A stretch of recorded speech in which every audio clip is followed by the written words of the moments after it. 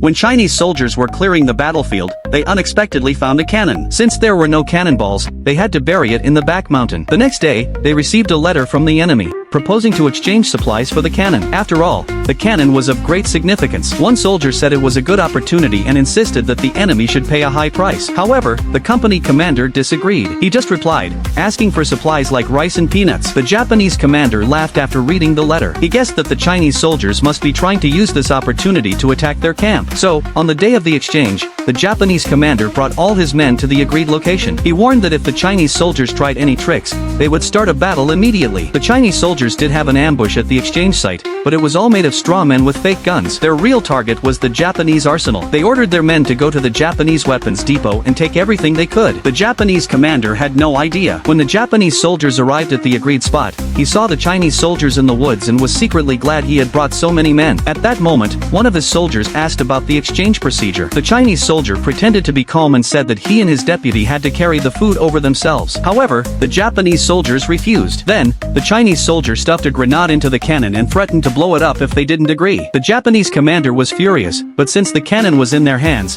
he had no choice but to comply. The two Chinese soldiers watched leisurely as the Japanese commander struggled to carry the food. This scene was quite extraordinary throughout the entire war. Soon, the Japanese commander finally finished moving the food. The Chinese soldiers kept their promise and said they would return the cannon, but only if the Japanese commander came alone to get it. The commander was extremely angry, but for the sake of the emperor's cannon, he had to swallow his pride and slowly move toward the cannon. After some sarcastic exchanges, the Japanese commander quickly dragged the cannon and ran away. But because he had used up so much energy, he had to stop and rest while pulling the cannon. Suddenly, he saw the straw men in the woods fall over in the wind and ordered his men to start shooting. Fortunately, another group of Chinese soldiers arrived just in time and surrounded the enemy. Seeing this, the Japanese commander quickly apologized and led his men away. The Chinese soldiers, true to their word, did not attack them.